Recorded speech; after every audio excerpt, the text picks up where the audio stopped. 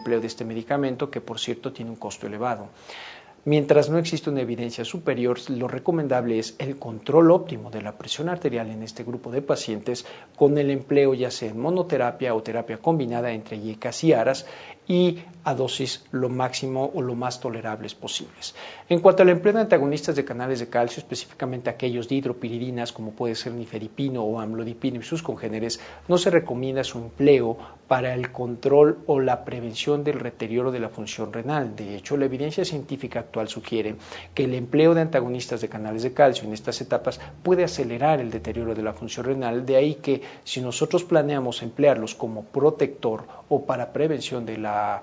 avance de la enfermedad renal crónica, no se empleen como de primera línea. Si el problema es una hipertensión refractaria, ahí sí valdría la pena agregarlos, pero siempre después de haber agregado un IECA o un ARA. Y obviamente la restricción proteica en este grupo de pacientes es muy útil, puesto que restringiendo las proteínas podemos disminuir también la cantidad de proteínas que se eliminan a nivel urinario.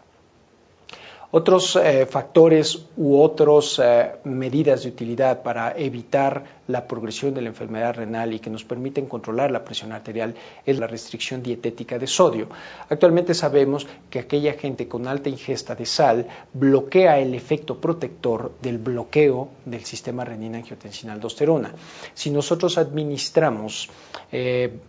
ya sea algún IECA o algún ARA, en una persona que ingiere sal de manera significativa, es como si no lo estuviesen tomando.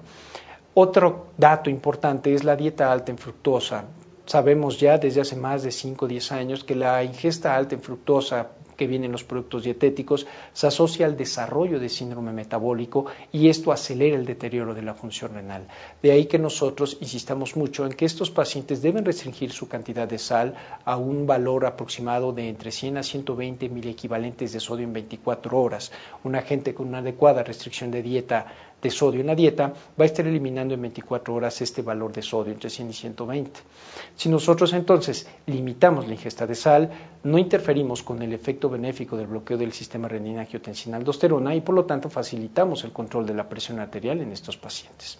En cuanto a diuréticos, pues bueno, si tenemos también un problema de hipertensión y no se ha podido controlar pese a la administración de un doble bloqueo, es recomendable utilizar tiazidas y en aquellos pacientes que tienen tasas de filtrado glomerular por abajo de 30, se recomienda cambiar la tiazida y administrar un diurético de asa como puede ser bumetanida o furosemida.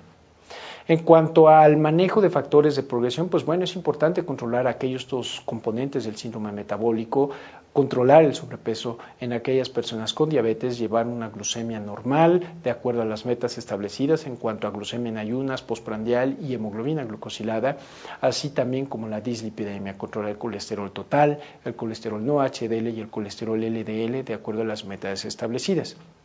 Y algo muy importante, dejar de fumar.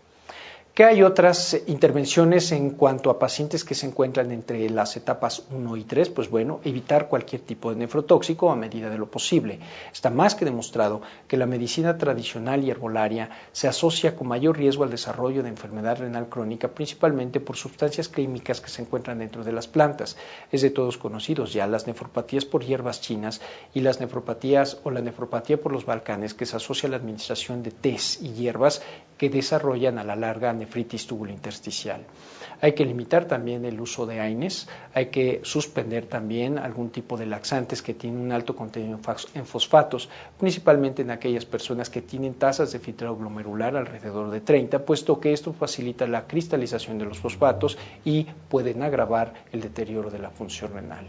Importante definir que una vez que el paciente ha alcanzado una tasa de filtrado glomerular alrededor de 30 o menor, es importante que este paciente sea evaluado de manera correcta por un médico nefrólogo para implementar algunas otras medidas de prevención y evitar que el paciente desarrolle mayor deterioro, así como también controlar alteraciones metabólicas que se empiezan a hacer ya evidentes cuando la tasa de filtrado glomerular está por debajo de 30.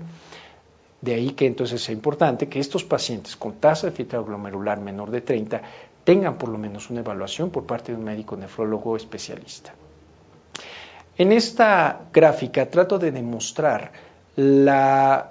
cantidad de alteraciones que se van presentando a medida en que deteriora la función renal. Si bien es cierto que es importante controlar algunos factores metabólicos como diabetes, hipertensión, problemas de dislipidemia en pacientes con enfermedad renal crónica independientemente de la estratificación, aquellos pacientes con enfermedad renal crónica que tienen ya tasas de filtrado glomerular por abajo de 30 tienen ya más latentes, son más patentes las enfermedades o las alteraciones metabólicas producto del deterioro de la función renal, como puede ser la alteración en el metabolismo calcio-fósforo, el hiperparatiroidismo,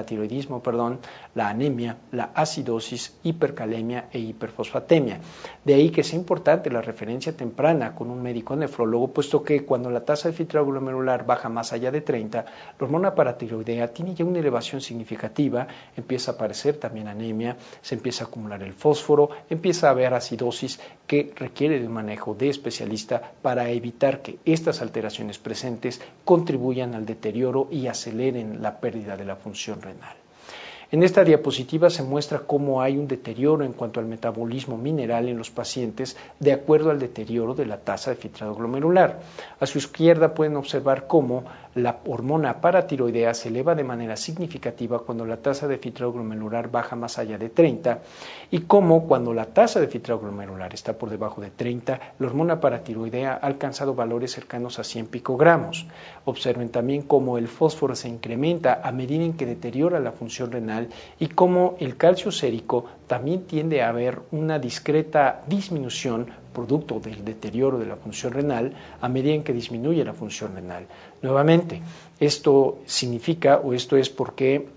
el médico nefrólogo debe de atender a estos pacientes con tasas de filtrado por abajo de 30, puesto que es necesario implementar medidas para controlar la hiperfosfatemia, elevar el calcio y detener la progresión o la elevación de la hormona paratiroidea. A su lado derecho pueden observar cómo a medida en que se eleva la hormona paratiroidea tiende a haber también una disminución de la vitamina D o calcitriol y desafortunadamente el manejo del metabolismo calcio-fósforo es demasiado complejo, de ahí que nuevamente pacientes que tienen ya estas alteraciones del metabolismo calcio-fósforo sean vistos por un especialista, puesto que la atención no es tan sencilla como administrar calcitriol o algún quelante de fósforo o carbonato de calcio, sino que va más allá de eso. En cuanto al desarrollo de la anemia, observen ustedes cómo a medida en que disminuye también la tasa de filtrado glomerular, empieza a haber una disminución importante en los niveles de hemoglobina, así como también en los niveles de eritropoyetina, producto de la disminución de la función renal. Entonces, una persona con enfermedad renal crónica empieza a desarrollar poco a poco alteraciones metabólicas que se hacen más evidentes cuando la tasa de filtrado glomerular está por abajo de 30. Empieza a haber hipocalcemia, hiperfosfatemia, se eleva la hormona paratiroidea, hay desarrollo de anemia con ferropenia, empieza a haber acidemia, hipercalemia, uremia y sobrecarga hídrica. Todos estos son sin duda factores que nos van a orillar a iniciar el tratamiento definitivo en la etapa terminal, que es la sustitución de la función renal. Es importante que aquellos pacientes que tienen alteraciones o trastornos en el metabolismo calcio-fósforo implementemos restricción dietética de fósforo. Necesitamos controlar la hiperfosfatemia mediante quelantes de fósforo, ya sea con base cálcica o no cálcica. Es importante controlar la hipocalcemia y es importante evaluar a quienes vale la pena administrar la vitamina D. Desafortunadamente, la vitamina D facilita la absorción de fósforo, de ahí que aquellos pacientes con hiperfosfatemia se deba de restringir la administración de vitamina D. Al final, estas 4 medidas van a ir encaminadas a controlar o mantener los niveles séricos de hormona paratiroidea por debajo de 300, ya que niveles superiores se asocian al desarrollo de adenomas paratiroideas y trastornos no solo en la dinámica ósea, sino también en la calcificación vascular e incremento en la mortalidad cardiovascular. En cuanto a las complicaciones metabólicas como la anemia, es importante definir el déficit de hierro en este grupo de pacientes, ya que si nosotros no reponemos adecuadamente el hierro en este grupo de pacientes, la respuesta eritropoyetina será pobre. Es importante mencionar que aquellos pacientes que han recibido ya hierro Debe de evaluarse la ferritina sérica para evitar caer en la sobrecarga de hierro, en la hemosiderosis y posteriormente la hemocromatosis. De ahí que sea importante evaluar periódicamente la cinética de hierro en este grupo de pacientes. Importante también definir la dosis de eritropoyetina que requiere el paciente, y esta dosis de eritropoyetina estará en función no solo a la cinética de hierro, sino al grado de inflamación y algunos otros trastornos. Sabemos en la actualidad que aquellos pacientes que tienen resistencia a eritropoyetina